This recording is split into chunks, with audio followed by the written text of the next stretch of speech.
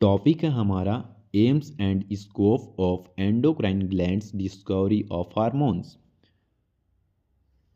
पहला है इंट्रोडक्शन, दूसरा है डेफिनेशन, तीसरा है एम्स ऑफ एंडोक्राइन ग्लैंड्स, चौथा है स्कोप ऑफ एंडोक्राइन ग्लैंड्स, पांचवा है एंडोक्राइन ग्लैंड्स एंड हार्मोन्स, छठवा है डिस्कवरी ऑफ हार्मोन, सातवां है कंक्लूजन, आठवां है रेफरेंस।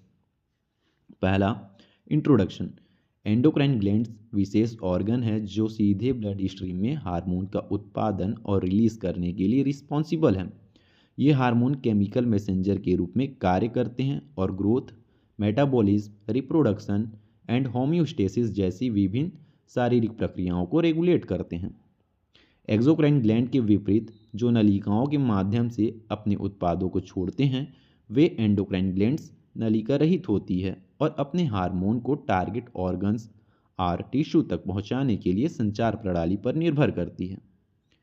दूसरा है डेफिनेशन। एंडोक्राइन ग्लैंड्स विशेष ग्रंथियां होती है जो सीधे ब्लड स्ट्रीम में हार्मोन सीक्रेट करती है। ये हार्मोन विभिन्न फिजियोलॉजिकल फंक्शन को रेगुलेट करते हैं, जैसे कि growth, metabolism, reproduction and homeostasis. तीसरा है एम्स ऑफ एंडोक्राइन ग्लैंड्स। पहला, regulation of body function. Endocrine glands growth, metabolism, reproduction and homeostasis जैसी विभिन्न शारीरिक प्रक्रियाओं को रेगुलेट करने के लिए हार्मोन रिलीज करती है। दूसरा है maintenance of homeostasis. Endocrine glands द्वारा स्रावित हार्मोन शरीर की आंतरिक स्थितियों जैसे ब्लड ग्लूकोज लेवल, टेम्परेचर और कैल्शियम बैलेंस को बनाए रखने में हेल्प करते हैं। तीसरा है coordination of systems. Endocrine glands body के समुचित कामकाज के लिए विभिन्न ऑर्गन सिस्टम जैसे नर्वस एंड इम्यून सिस्टम के बीच कोऑर्डिनेशन सुनिश्चित करते हैं। चौथा है रिस्पॉन्स टू स्टिम्युलाई। एंडोक्राइन ग्लैंड्स शरीर को इन्वायरमेंटल एंड इंटरनल चेंजेस जैसे तनाव, चोट या पोषक तत्वों का सेवन के प्रति रिस्पॉन्स करने में हेल्प करता है। पांचवा है growth and development.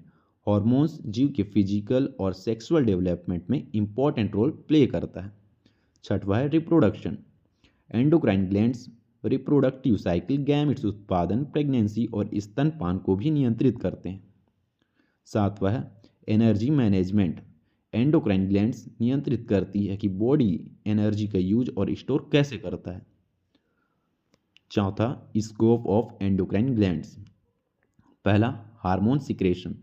Pituitary, thyroid, adrenal, pancreas and gonads जैसे एंडोक्राइन ग्लैंड्स सीधे ब्लड स्ट्रीम में हार्मोन स्रावित करते हैं जो फिर विशिष्ट अंगों को टारगेट करते हैं। और दूसरा है target specific actions. Hormone target tissue में विशिष्ट रिसेप्टर पर कार्य करते हैं जिससे विशिष्ट सेल्यूलर रिस्पॉन्स शुरू होती है। तीसरा डाइवर्ज फंक्शंस। प्रत्येक एंडोक्राइन ग्लैंड्स का एक विशेष कार्य होता है, जैसे थायराइड ग्लैंड मेटाबॉलिज्म को नियंत्रित करती है, पैंक्रियास ब्लड ग्लूकोज को नियंत्रित करता है, एड्रिनल ग्लैंड्स तनाव का जवाब देता है। चौथा interconnected system. Endocrine glands body के कार्यों को रेगुलेट करने के लिए तंत्रिका तंत्र के साथ क्लोजली कांटेक्ट करता है जिससे न्यूरो एंडोक्राइन सिस्टम बनती है। पांचवा clinical importance. Diabetes, hypothyroidism, Cushing syndromes and hormonal imbalance जैसे विकारों के निदान और उपचार के लिए एंडोक्राइन ग्लैंड्स के कार्यों को समझना महत्वपूर्ण है। छठवां adaptation and stress response. Way hypothalamic, pituitary, adrenal axis के माध्यम से तनाव के अनुकूलन में इंपॉर्टेंट रोल निभाते हैं। सातवां developmental role. Endocrine glands embryonic development and maturation को प्रभावित करती है जिससे शरीर का उचित संरचनात्मक और कार्यात्मक संगठन सुनिश्चित होता है। पांचवा endocrine glands and hormones. Pituitary glands, इससे ग्रोथ हार्मोन और प्रोलैक्टिन, ऑक्सीटोसिन हार्मोन रिलीज होता है। थायराइड ग्लैंड से थायरोक्सिन, ट्राईआयोडो थायरोनिन हार्मोन रिलीज होता है। एड्रिनल ग्लैंड से कॉर्टिसोल, एड्रिनेलिन हार्मोन रिलीज होता है। पैंक्रियास से इंसुलिन, ग्लूकागॉन हार्मोन रिलीज होता है। ओरिस एंड टेस्टिस से estrogen, progesterone, testosterone hormone release होता है। Discovery of hormones, early observation. Ancient Greeks and Egyptians ने जानवरों और मनुष्यों पर कैस्ट्रेशन के प्रभावों को देखा। केमिकल सिग्नलिंग की अवधारणा 19वीं शताब्दी तक स्पष्ट नहीं थी। दूसरा है क्लाउड बर्नार्ड 1855 में आंतरिक वातावरण और इसके विनियमन की कॉन्सेप्ट को इंट्रोड्यूस किया। तीसरा है अर्नोल्ड बर्थहोल्ड 1849 में मुर्गों में टेस्टिस ट्रांसप्लांटिंग करके पहला एंडोक्राइन प्रयोग किया, जिससे साबित हुआ कि ग्लैंड्स कार्यों को रेगुलेट करने के लिए ब्लड में पदार्थ छोड़ती है, यानी हार्मोन रिलीज करती है। चौथा है डिस्कवरी ऑफ सिक्रेशन 1902 में विलियम बायलिस एंड अर्नेस्ट स्टार्लिंग ने सिक्रेटिन की खोज की, जो पहला पहचाना गया हार्मोन था जो पैंक्रियाटिक सिक्रेशन को स्टिमुलेट करने के लिए ड्यूडियम द्वारा निर्मित होता है। पांचवा coining of the term hormones, Ernest Starling ने 1905 में हार्मोन शब्द दिया, जो ग्रीक शब्द होर्माओ से लिया गया है।